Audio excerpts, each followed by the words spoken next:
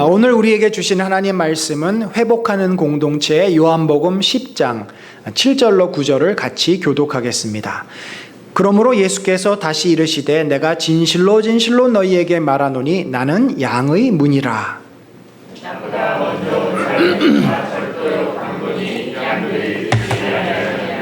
같이 읽습니다. 내가 문이니 누구든지 나로 말미암아 들어가면 구원을 받고 또는 들어가며 나오며 꼴을 얻으리라. 아멘. 자, 여러분, 요즘 우리가 코로나가 장기화되면서 나타나는 증상 중에 하나가 우리 성도들도 그러리라 보고 또 우리 많은 사람들이 주변에 이 짜증 지수가 자꾸 올라가는 것 같습니다. 뭔가 스트레스 받고 뭔가 이렇게 삶이 힘들어지는 그런 느낌들을 받습니다. 요즘 장마까지 이렇게 한 달 이상 오래되면서 참 우리가 몸도 무겁고 마음도 무거워지는 그런 시대를 살고 있습니다. 사실 코로나가 없었을 때도요, 우리들이 매일 이렇게 산다는 것이 얼마나 힘듭니까? 사람들하고 부딪혀야 되고 또 하기 힘든 일도 해야 되고 또 말 안 듣는 자녀들도 또 훈육도 하고 키워야 되고 참 삶이 버겁고 짜증도 나고 힘겨운 건데, 그래서 그때는 뭔가 스트레스를 풉니다. 야외를 나가기도 하고 또 친구들 또 가까운 사람 만나서 수다를 떨면서 마음에 응어리매진 것들을 풀기도 하고 또 여행을 가기도 하고 맛있는 거 먹기도 하고 또 쇼핑도 하면서 이렇게 뭔가 막 스트레스를 풀 수가 있었는데, 지금은 그 자체가 참 하기 힘들어진 상황이다 보니까 더더군이나 우리가 스트레스에 취약하고 굉장히 힘들어진 그런 특별히 여름 장마철을 우리들이 보내고 있습니다. 여러분들, 이 코로나 시대에 굉장히 중요한 이슈가 뭐예요? 면역이잖아요. 면역인데 면역과 이 상극인 게 스트레스입니다. 스트레스 지수가 높으면 짜증이 많을수록 면역은 떨어져요. 그래서 쉽게 병에 걸리고 쉽게 아픕니다. 그렇다면 우리가 면역을 높이고 스트레스를 해소할 수 있는 좋은 방법들이 있어야 되는데 사실 별로 없어요. 별로 없습니다. 근데 여러분, 우리가 이 지친 마음과 몸을 잘 회복하고 쉬는 것, 그걸 우리가 뭐라 그래요? 리커버, 회복된다라고 보통 이야기를 하죠. 신앙 안에서도 우리의 죄된 영혼이 죄 가운데서 살았던 우리의 자아가 이 하나님의 그 은혜 가운데 변화되는 그 회복이 바로 우리에게 가장 큰 면역을 주는 그런 은혜의 순간임을 여러분들 기억하시고, 우리들이 날마다 주님 안에서 회복되어 간다면 그것보다 더 큰 면역은 없습니다. 여러분, 지지난주죠. 교회 공동체에는 양의 울타리와 같다고 말씀을 드렸고, 그 안에서 우리의 목자 되신 주님은 양들을 지키시고 보호해 주신다라고 말씀을 드렸습니다. 그래서 우리가 사탄이 계속 우리를 노려보고 공격을 해도 주님의 은혜 가운데 우리들이 마음껏 이 땅에서 살 수 있는 것 아니겠습니까? 이 두 번째로 여러분과 좀 나누고 싶은 것은 이 공동체 안에서, 우리 안에서 양들은 어떻게 됩니까? 회복이 되어집니다. 그들의 지친 몸이, 지친 마음이 회복되어집니다. 목자는 양들을 데리고 멀리 목초지를 따라 이동을 하고 한참 돌다가 해가 떨어지고 밤이 깊어지면 양들을 모읍니다. 그래서 울타리를 만들고 그 속에 양들을 집어넣습니다. 집어넣을 때 하루 종일 다니면서 혹시 발목이 접질린 양은 없는가? 새끼를 베가지고 배가 부른 양은 없는가? 어디 다친 양은 없는가? 보살핍니다. 그리고 그 양은 따로 구별해서 밤새 그 상처를 만지고 싸매고 잘 쉬어서 회복할 수 있도록 도와줍니다. 그러니까 이 울타리 안은 양들에게 있어서는 그 지친 상한 몸과 마음이 쉼을 얻고 회복되는 귀한 회복의 공간이다라고 볼 수 있는 것이죠. 여러분, 마찬가지입니다. 주님께서 우리를 공동체로 부르셨습니다. 왜 각자를 구원하지 않고 교회를 통해서 우리를 부르셨고 교회 안에서 우리가 신앙생활하도록 하셨을까요? 여러 이유가 있겠지만 가장 큰 두 가지 이유. 첫 번째는 우리를 지키시고 보호하시기 위해서, 두 번째는 우리를 주의 은혜 가운데 회복시키시기 위해서입니다. 여러분, 오늘은 이 회복에 대해서 잠깐 나누려고 합니다. 여러분, 우리는요, 회복이 필요한 자들입니다. 누가 회복이 필요할까요? 지친 자, 상한 자, 다친 자가 반드시 회복되어야 합니다. 우리들이 살아가면서 많은 질병에 걸리는데 대부분의 질병, 아주 적극적인 치료를 해야 되는 질병 말고 대부분의 질병들은요, 도움이 되는 약을 먹고 뭐 하면은 회복이 됩니까? 쉬면은 회복이 돼요. 하나님께서 우리를 그렇게 만들어 놓으셨습니다. 그런데 여러분, 우리가 가지고 있는 죄의 몸은 잠을 자도 그냥 내가 원해도 쉽게 회복이 되지 않습니다. 어찌 보면은 마치 우리가 병에 걸렸을 때 감기라든지 그냥 쉬면 회복되는 병이 아니라 수술을 해야 되고 도려내야 되고 적극적인 치료가 필요한 그러한 병들처럼 우리들이 가지고 있는 이 죄로 말미암은 상처와 아픔들은 적극적인 치료를 통해서 회복이 되어져야 한다는 거죠. 예수님이 뭐라 그러셨습니까? 내가 이 땅에 온 것은 누구를 찾아서 왔다고 말씀을 했어요? 의인을 찾아서? 건강한 사람을 찾아서? 아닙니다. 예수님은 죄인을 찾아서, 환자를 찾아서 오셨다고 말씀을 하세요. 그래서 예수님이 오셔가지고 하신 대부분의 일이 마음이 상한 자 삭개오 같이, 몸이 상한 자 12년 동안 혈루병을 앓은 여인, 38년 동안 마비된 환자, 또 두 눈이 보이지 않아서 실로암에 갔던 그분, 많은 분들의 그 상하고 고통스러운 것들을 주님이 치유하고 회복시켜 주시지 않았습니까? 주님은 자신이 이 땅에 오신 목적이 바로 그러한 영혼들을 회복하는 것이라고 이사야서를 나사렛 회당에서 선포하면서 말씀합니다. 이는 여호와께서 내게 기름을 부으사 가난한 자에게 아름다운 소식을 전하게 하려 하심이라. 나를 보내사 마음이 상한 자를 고치며. 여러분, 마음이 상한 자가 어디를 갑니까? 상담소를 갑니다. 정신과 의사를 찾아갑니다. 그러나 잘 치유되지 않습니다. 포로된 자, 자유를 얻게 하고 갇힌 자, 모에게, 죄의 사슬에, 중독에 갇히고 포로된 자를 주님께서 자유롭게 하시고, 또 여호와의 은혜의 해와 우리 하나님의 보복의 날을 선포하여 모든 슬픈 자를 위로하되, 결국 우리가 어떻게 되기를 주님이 회복시켜요? 의의 나무가 돼서, 비뚤어지고 파괴되어진 나무가 아니라 수많은 새들이 와서 쉼을 얻을 수 있는 고든 나무로, 백향목처럼 의의 나무로 우리가 자라가도록, 그래서 그 나무를 통해 하나님이 영광을 받으시도록 우리를 부르셨다라고 말씀을 하십니다. 바로 이것을 위해서 예수님이 오신 거예요. 마음이 상한 자, 무엇인가 눌려있는 자, 억눌린 자, 갇힌 자, 슬퍼하는 자, 두려워하는 자들을 회복시키고 그들을 예수님의 그 아름다운 모습으로 변화시키기 위해서, 이것이 진정한 구원의 완성입니다. 여러분, 우리가 처음에 예수님에게 부르심을 받았을 때 여러분마다 다 각자가 다르시잖아요. 어렸을 때, 아니면 성인이 되어서 어느 시점에 젊은 날, 그때 우리는 어떤 모습이었습니까? 겉은 멀쩡했겠죠. 그러나 우리의 속에 자아는, 우리의 영혼은 핏덩이 같은 존재였습니다. 에스겔서에서 보니까 이스라엘을 향해서 하나님이 그렇게 말씀하세요. 내가 너희들이 핏덩이로 그 땅바닥에 던져졌을 때, 여러분, 미혼모가 원치 않는 임신을 해서 그 아이를 낳았는데 이 아이를 갖다가 버립니다. 쓰레기통에 갖다가 버리고 화장실에 버리고, 마치 우리가 그런 존재로 태어났다는 거죠. 원치 않는 임신이 돼서 이 핏덩어리를 진흙덩이에, 흙덩이 위에 던져졌을 때 내가 너희를 품에 안아 구원했다. 여러분, 우리는 그런 존재였어요. 죄의 덩이였습니다. 죄로 가득 찬 존재였어요. 우리 안에는 상처와 아픔이 그득했던 그런 우리를 주님이 부르신 것입니다. 그래서 교회는요, 완전한 사람, 완벽한 사람들이 모이는 곳이 아니에요. 연약한 사람들이 모이는 곳입니다. 물론 세상의 모임도 그렇죠. 그래서 항상 사람들이 모이면 서로 다툼이 있잖아요. 갈등이 있잖아요. 교회도 마찬가지입니다만, 교회와 세상이 다른 것은 뭐예요? 교회는 서로 내가 연약함을 인정하고 그것을 배려해주고 존중해주고 기다려주는 것이 교회입니다. 언제까지? 서로 변화될 때까지. 그럴 수 있는 힘을 누가 주세요?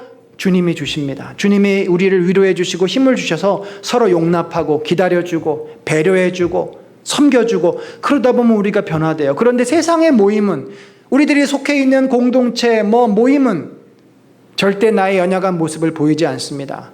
상처를 보이면 마치 하이에나가 물어뜯듯이 나의 약점은 누군가의 또 안주거리가 될 수 있다는 두려움 속에 서로 약점을 보이지 않아요. 절대 그 모임은 상처가 회복될 수가 없습니다. 상처가 덧나는 곳입니다. 나가서 상처받고 돌아오는 모임이에요.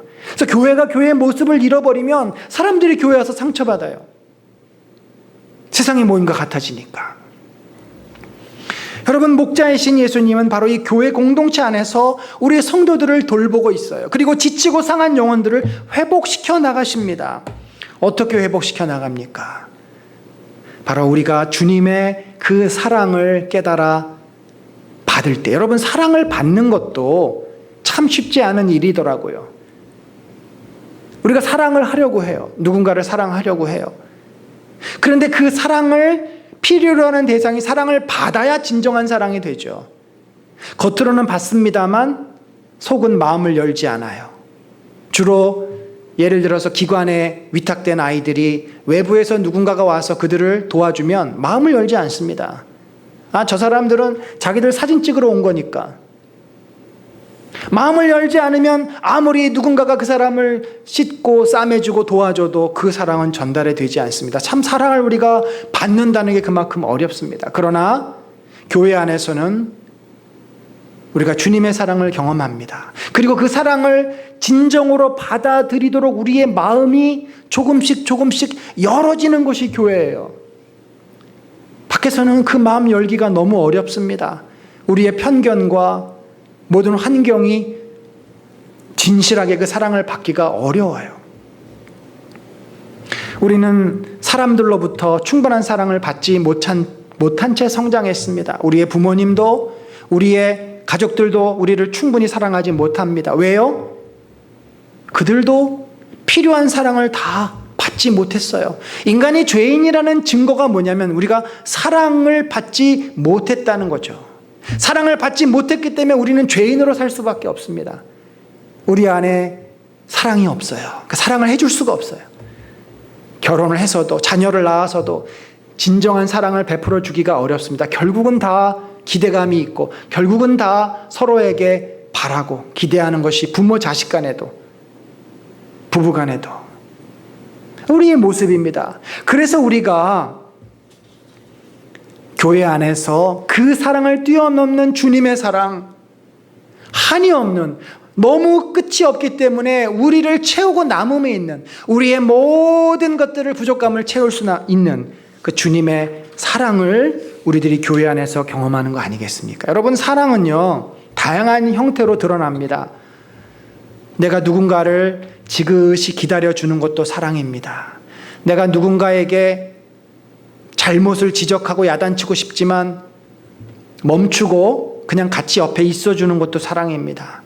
바울은 사랑에 대해서 고린도전서 13장에 다양하게 표현하지 않습니까?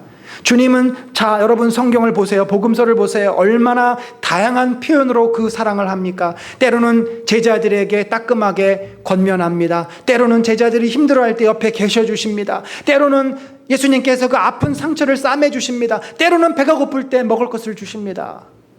예수님은 온통 사랑으로 시작해서 사랑으로 끝나는 분 아닙니까? 그 사랑을 경험했던 제자들이 변화된 거 아니겠어요?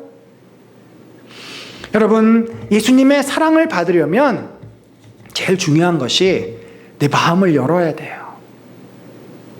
우리가 진실로 두 사람이 남녀 사이라고 하면 진정한 연애의 사랑을 할 수 있겠고, 동성간이라면 우정의 사랑을 할 수 있을 텐데, 그러려면 제일 먼저 뭘 해야 돼요?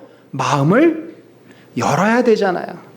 내가 저 사람을 인정하고 존중하고 받아들일 수 있는 마음이 열려야 되지 않겠습니까? 여러분, 예수님을 믿는다는 게 뭡니까? 제가 여러 번 말씀드렸습니다. 이것은 어떤 지식이나 이념을 내가 붙잡고 있는 게 아니에요. 그것은 신념입니다. 신념. 신념은 서로 다를 수 있어요. 그래서 신념끼리 부딪히고 신념이 커지면 이데올로기가 되는 거죠. 그러나 믿음은 그것이 아닙니다. 믿음은 인격이신 예수님을 만나는 거예요. 부딪히는 겁니다. 인카운터가 일어나요. 여러분, 우리가 참 내가 존경하는 참 훌륭한 그런 분을 만나면 얼마나 소위 말해서 힐링이 된다고 할까요? 내 마음이 막 이렇게 위로가 되고 따뜻해지고, 좋은 사람하고 식사 함께 하는 것이 얼마나 나에게 큰 위로가 되고, 그분이 거기다가 한마디 격려를 해주고 내가 필요한 말씀 한마디를 해주시면은 그것이 나에게 가슴에 확 박히고. 여러분, 우리가 그렇게 하다못해 아주 멋있게 생긴 연예인을 만나도 사람들은 그 연예인하고 사인받고 손 한번 잡아도 얼마나 기분이 업되고 좋아합니까? 왜냐하면 그들 안에는 좋은 에너지들이 있습니다.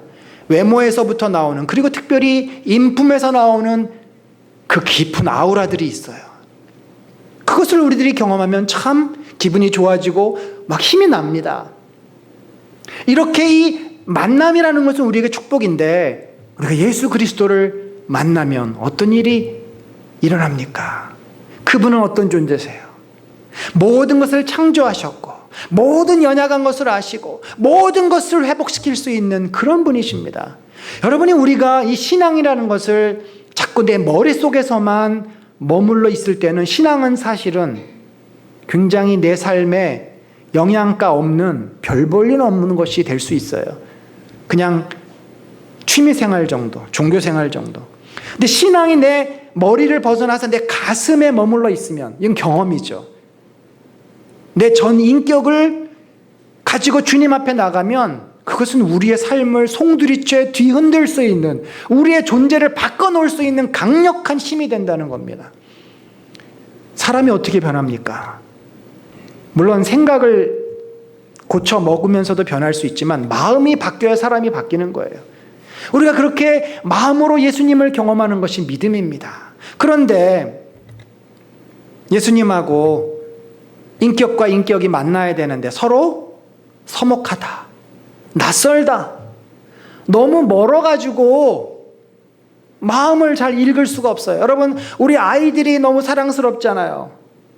저도 우리 큰아이가 요즘 기숙사에 있기 때문에 주말에 오면은 얼마나 반가운지 몰라요. 가서 그냥 껴안고 싶고 손이라도 잡고 싶고 있지만, 저희 딸들이 아빠가 또 이렇게 막 다가오는 것을 상당히 부담스러워 해가지고 어쩔 수 없이 제가 겸손하게 그냥 손만 한번 잡고 등어리 한번 두들겨주고 그러고 끝납니다만, 사실 우리가 다가서려는데 아이들이 엄마 싫어, 엄마 미워, 이런 표현은 안 해도 쑥 자기 방에 들어가 버리고 문 닫아 버리고, 특별히 아빠들이 우리 아이들한테 다가서면 아이들이 확 마음 문을 닫아 버리면 어떻습니까? 사랑을 해주고 싶은데, 좋은 얘기도 해주고 싶고 격려도 해주고 싶은데 아이들이 그렇게 뒷걸음질에 치리면 아무것도 할 수가 없어요. 여러분, 예수님이 지금 그 마음으로 우리 곁에 계신 거 아십니까? 예수님 우리를 너무나 사랑하시고 우리하고 한 번 더 이야기하고 싶어 하시고 우리의 손을 한 번 더 잡고 싶어 하시는데 우리가 마음을 열질 않아요. 우리가 한 걸음 더 다가서야 되는데 다가서지 않습니다. 여러분, 생각해 보세요. 예수님은 우리에게 좋은 것 주시려고 하고, 우리의 상처난 것 거기 약 발라주시려고 하고, 그것 고쳐주시려고 하는데, 애들이 아프다고 자꾸 도망가고 주사 안 맞는다고 도망가면 얼마나 부모의 속이 타겠습니까? 여러분, 우리는 그 주님의 사랑을 잘 모릅니다. 모르기 때문에 그러고 있는 거죠. 그리고 엉뚱한 데 가지고 시간을 보내고 있고, 엉뚱한 데 가지고 속상해하고 있고, 엉뚱한 데 가지고 화풀이하고 있고. 우리가 주님의 사랑을 경험하려면 한 걸음 더 다가서야 돼요. 의사들이 볼 때 환자들이 제일 답답한 상황이 언제입니까? 의사의 경험과 지식으로 볼 때 이 환자는 분명히 치료를 받아야 되고 지금 이런 증상이 있으니까 이런 병이 거의 틀림이 없는데, 환자는 자기 괜찮다는 거예요. 가끔씩 아프지만 그거 그렇게 견디면서 지낼 수 있다.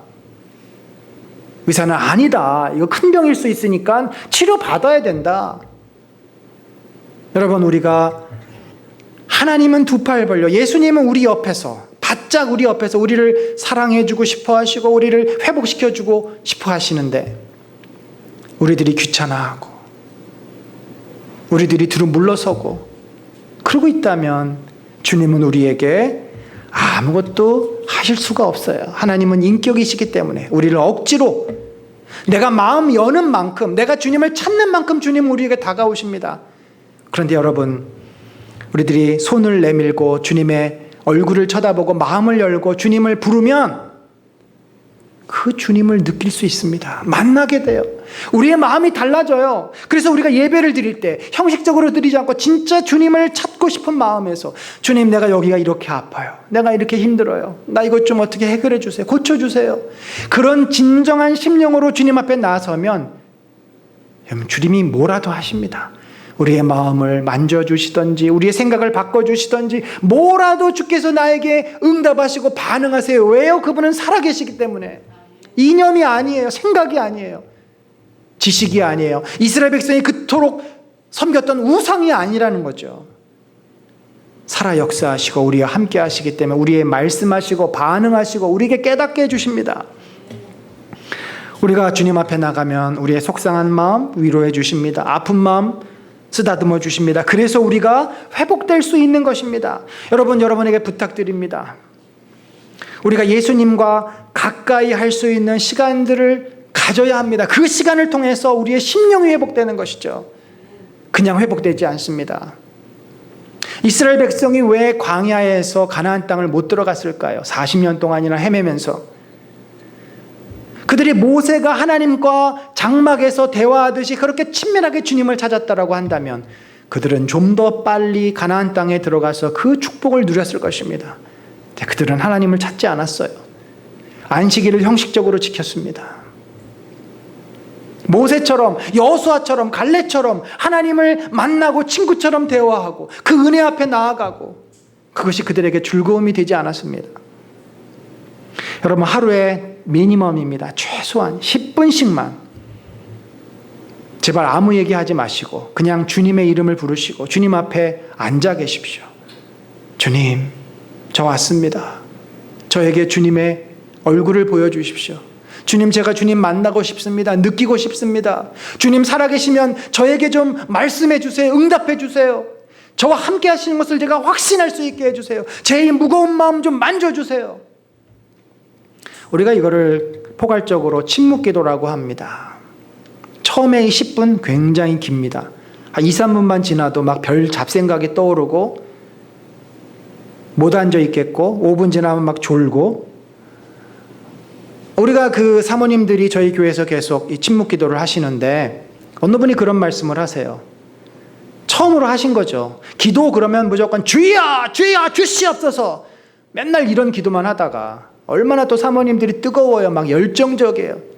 그러다가 아무 얘기하지 않고 주님을 바라보고 그냥 쳐다보는 것처럼, 눈으로 쳐다보는 게 아니라 내 영혼이 주님을 쳐다보는 거예요. 내 앞에 지금 주님이 계시고 나와 함께 하심을 내가 믿고 그분을 찾는 거죠.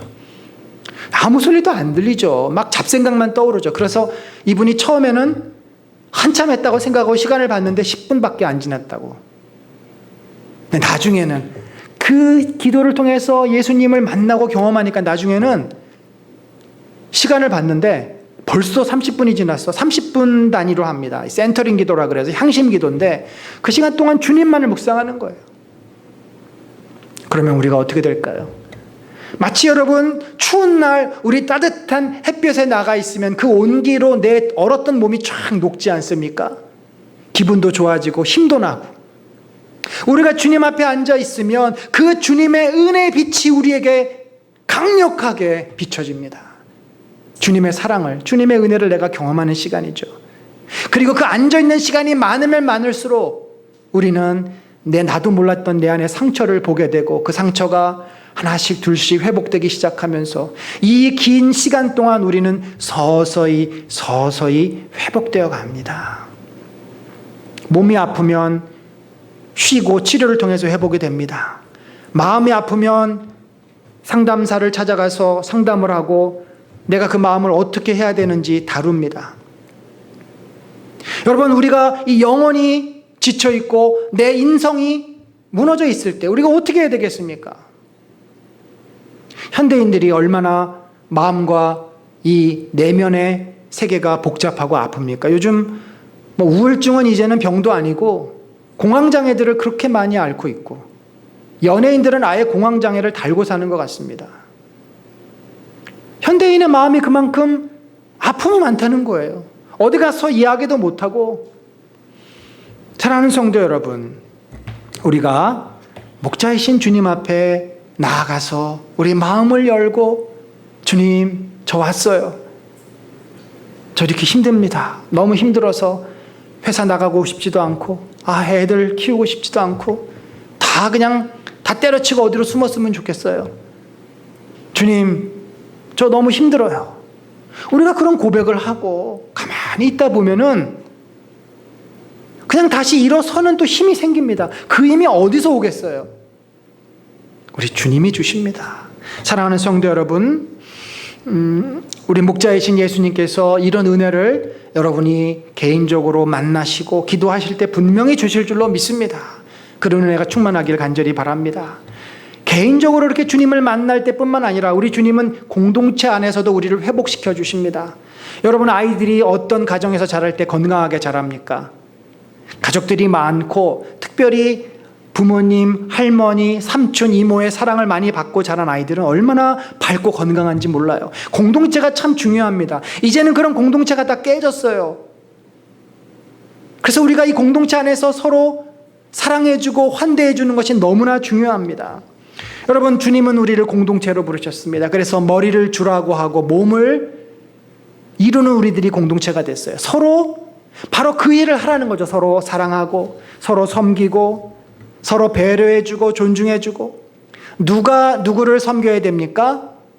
리더가 섬겨야 되는데 누가 리더예요? 섬기는 자가 리더입니다. 장로라고 다 리더 아니고 목사라고 다 리더 아닙니다. 섬기는 자가 리더예요. 주님이 말씀하셨습니다. 너희가 큰 자가 되려거든 먼저 섬겨야 하느니라. 섬기지 않고 섬김을 받는 자는 작은 자다라고 말씀을 하셨습니다.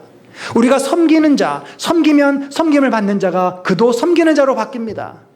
이것이 공동체의 축복 아닙니까? 여러분, 우리가 예배로 모일 때, 우리가 함께 모일 때 해야 될 일들이 있어요. 서로를 환대해 주시기 바랍니다. 이 환대라는 거, 환영받는다는 거죠. 여러분, 집에서 식구들이 밖에 나갔다가 집에 돌아올 때 왔어, 그리고 눈도 안 마주치고 텔레비 보고 있고 이러면 기분이 별로 안 좋습니다. 근데 밖에서 아이들이 오거나 남편이 오거나 아내가 오거나 누가 오거나 달려나가가지고 어서 와, 수고했지, 힘들었지, 안아주고 환영해주고, 얼마나 내가 존중받고 귀한 존재임을 확인받는 순간입니까? 저는 여러분 한 분 한 분을 볼 때마다 정말 달려가서 안아주고 싶어요. 밖에서 만나면 더 반갑습니다. 여러분, 우리가 리센츠에서 오감놀이를 할 때 여러 가지 하지 않았습니다. 제일 우리들이 열심히 한 것이 뭐냐면 오는 아이들을 사랑해 준 거예요. 환대해 주고. 한 명이라도 오면은 안아주고 올려주고 돌려주고 애들하고 놀아주고 애들을 진심으로 환대해 주었습니다. 애들이 어디 가서 그런 환대 못 받는 거죠. 유치원 가서 학원 가서 그런 환대 못 받습니다. 거기는 뭐 해야 되죠. 숙제해야 되죠. 선생님 잔소리 들어야 되죠. 집에 가면은 엄마의 잔소리, 폭풍 잔소리 들어야 되죠. 애들은 교회만 가면은 자기들을 정말 존중해주고 환영해주고 마음껏 놀 수 있으니까 학원 안 가고 자꾸 교회에 오겠대요. 여러분, 우리가 교회라는 곳은 그런 곳이 되어야 합니다. 서로 존중해주고 사랑해주는 것. 예수님이 뭐라 그러셨어요? 이번에 마태복음을 쭉 같이 공부하면서 정말 귀한 것 또 하나 제가 깨달은 것은 이 존중이 얼마나 우리에게 중요한 것인지를 알게 됩니다. 예수님이 결국 참된 네가 믿음이 있느냐, 하나님을 네가 사랑하느냐를 뭐로 평가하는가? 그 기준이 뭔지 아십니까? 바로 소자, 어린아이, 지극히 작은 자를 어떻게 대했느냐라는 거죠. 예수님께서 누구든지 어린아이 하나를 영접하면 나를 영접합니다. 소자를 실족해 하면 차라리 연자맷돌을 메고 바다에 빠지는 게 낫다. 여러분, 소자는 누구입니까? 약자인데 경제적인 약자도 되고, 마음이 여린 자, 상처받은 자, 아픈 자, 뭔가 마음이 아픈 자, 뭔가 도움이 필요한 자는 모두 다 약자입니다. 지극히 작은 자에게 한 것이 나에게 한 것이다. 왜 누구는 염소가 되고 누구는 양이 됩니까? 예수님을 믿어서, 예수님을 아닙니다. 그 예수님 믿고 안 믿고 증거를 어떻게, 무엇으로 그것을 알 수 있겠어요? 작은 자 하나를 어떤 태도로 취했는가? 강자에겐 약하고 약자에겐 강한 그런 논리로는 이 계명을 지킬 수가 없습니다. 여러분, 교회는요, 서열과 능력이 중요한 것이 아닙니다. 제자들은 자꾸 서열을 매기려고 했어요. 야, 하나님 나라가 임할 때 누가 먼저냐? 내가 받을 상급은 뭐냐? 이게 늘 제자들의 관심이었고, 이게 세상의 모습 아닙니까? 세상은 이것을 중요하게 생각해요. 이게 전부예요. 그런데 교회에서는, 예수님 안에서는 그런 것이 중요하지 않습니다. 나이가 중요하지 않습니다. 계급이 중요하지 않습니다. 재력이 중요하지 않습니다. 장애가 있던 없던, 아프던 안 아프던, 건강하던, 돈이 많던 적던, 우리는 서로 주 안에서 한 형제이기 때문에 서로를 존중해주고 이해해주고 기다려주고, 우리가 그럴 수 있다면, 그렇게 존중받는 걸 통해서 우리가 어떻게 됩니까? 회복이 되는 거예요. 근데 참 이게 우리 한국 문화, 동양 문화는 이 통치자의 문화고 계급 문화이기 때문에 참 어렵습니다. 우리가 사회에서 경험한 서로 존중하고 배려하는 곳, 여러분 한번 생각해 보세요. 어디나 있나? 참 꼽기 어려워요. 서로 배려해주고 존중하는 곳 드뭅니다. 심지어 우리가 집에서도 그거 잘 못해요. 늘 부모님 위에서부터 아래로 명령하고 순종해야 되고 따라야 되고, 그런 우리가 분위기 속에서 성장했기 때문에 집에서조차 존중하고 배려하고 무시하지 않는 거 참 어렵습니다. 그런데 우리 주님은 소자를 이렇게 귀하게 여기시고, 우리를 귀하게 여기시고, 우리가 서로 아이들을, 또 우리 자매들을, 형제들을 서로 귀하게 여기면서 이 안에서 존중을 받을 때, 그 존중을 통해 우리는 주님의 사랑, 주님의 위로를 경험할 줄로 믿습니다. 사랑하는 성도 여러분, 제가 우리 교회 이제 12년 목회하면서, 그리고 리센치에서 4년, 이곳에서 4년, 약 8년간 우리 성도들하고 지내면서 제 눈으로 여러분 안에 일어나는 놀라운 변화들을 많이 보아왔습니다. 여러분 안에 일어나는 회복의 증거들을 제가 압니다. 여러분, 우리는 그 모든 것들 속에서 우리들로 힘써야 될 것이 있는데, 서로 바울의 권면처럼 서로 사랑하고 존중하고 같이 울고 같이 웃는 이 공동체를 우리가 세워갈 때 우리 안에 더 이 회복의 역사들이 놀랍게 일어날 줄로 믿습니다. 사랑하는 성도 여러분, 우리는 지금 코로나라고 하는 아주 독특한 그 힘든 시대를 살고 있습니다. 마음껏 교제하고 마음껏 사랑하고 마음껏 선교할 수 없는 그런 상황 속에서 우리가 이 공동체를 잘 유지하고 세워나가야 될 사명을 가지고 있습니다. 어떻게 이것을 할 수 있겠습니까? 가장 중요한 것은 서로를 향해서 관심을 갖는 것입니다. 사랑은 관심에서부터 시작이 됩니다. 내가 주님에 대해서 더 관심을 갖고, 가족에 대해서 관심을 갖고, 우리 서로 성도들에 대해서 관심을 갖는 것, 그리고 그 관심은 여러분에게 나눠드린 이 중보기도 기도 제목을 가지고 기도하는 것으로 또 구체화될 수 있겠죠. 그리고 서로에게 형편도 묻고 도움이 필요하면 서로 연락해서 도움을 주고받고, 그렇게 하면서 우리가 아름다운 공동체로 세워져 가는 것 아니겠습니까? 여러분, 제가 한번 생각을 했습니다. 코로나 시대에 하나님께서 물론 세상에도 던지는 메시지가 있겠지만 교회에 주시는 메시지는 뭔가? 코로나 시대로 말미암아 우리의 신앙생활이 많이 위축이 되었습니다. 교회는 모이는 곳이고, 교회는 선교도 하고 전도도 해야 되고 이렇게 활발하게 액티브하게 움직여야 되는 곳인데, 어찌 보면 코로나 시대의 교회가 아주 직격탄을 받은 거죠. 선교사님들도 다 철수해서 들어와 계시고 전도도 못하고 심지어 우리가 식사교제마저 못하는 그런 상황입니다. 주님이 뭘 원하실까요?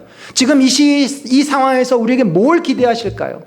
우리가 마음 놓고 할 수 있는 거 두 가지가 있어요. 하나는 예배입니다. 우리가 이 방역 수칙을 잘 지키면서 얼마든지 예배할 수 있습니다. 방역 수칙을 잘 지키면요, 이미 검증됐습니다. 9,000명이 모여도 방역을 잘 하면, 마스크를 잘 쓰고 잘하면 절대 코로나 걸리지 않습니다. 예배는 우리가 마음껏 주님 앞에 드릴 수 있어요. 또 뭐 할 수 있을까요? 바로 기도할 수 있는 거죠.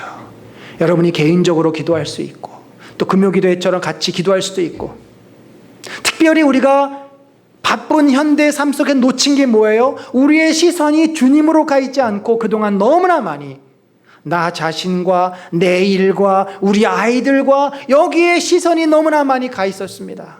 어찌 보면 하나님께서 얘들아 그만 좀 멈추고 좀 나를 쳐다봐라. 나한테 좀 나와. 나에게 나와서 내 이야기를 듣고 내가 너희들에게 주고 싶은 은혜가 있어. 주님이 지금 그거를 우리에게 원하고 계신 것이 아닌가. 사랑하는 성도 여러분, 우리는 죄인이요 사탄의 자식일 때 부르심을 받았습니다. 우리가 의인으로 부르심을 받지 않았습니다. 주님은 우리가 그럼에도 불구하고 의인으로 성숙한 자녀로 변화되기를 원하시고 기다리고 계십니다. 변화와 성숙은 절대로 좋은 생각을 한다고 해서 되지 않습니다. 저절로 되지 않습니다. 여러분, 이 아픈 질병이 저절로 고쳐집니까? 감기는 저절로 나을 수 있어요. 그 면역. 그러나 중병들은, 심각한 병들은 치료받고 수술하고 고치지 않으면 나을 수가 없습니다. 만약에 우리가 그 병을 그대로 놔두면, 무시하고 덮어버리고 지나가 버리면 우리는 힘들게 살다가, 이스라엘 백성이 광야에서 40년을 힘들게 살다가 그 인생을 마쳐야 됐던 것처럼 우리의 인생도 그래야 될지 모릅니다. 하나님은 그걸 원치 않습니다. 이 공동체 안에서 예수 그리스도를 통해서 사랑을 받고 서로 섬기고 돌보고 그 가운데 우리들이 회복되기를 원하고 계시고 바라고 계십니다. 사랑하는 성도 여러분, 우리가 그런 공동체 되기를 원합니다. 그러려면 우리 모두가 마음을 열고 주님을 바라보고 마음을 열고 서로를 향해서 관심을 갖고 배려하고 기도해주고 격려하고 그 나눔의 열심들이 이 코로나 시대이지만 우리가 비대면으로라도 중보라도 문자라도 전화라도 할 수 있다면 우리 공동체가 그런 아름다운 공동체로 세워져 갈 줄로 믿습니다. 그런 은혜가 저 여러분의 삶 속에 날마다 풍성하게 넘쳐서 우리 은혜 나는 공동체가 정말 우리들에게 회복의 은혜를 경험하는 귀한 공동체가 되기를 간절히 축원합니다.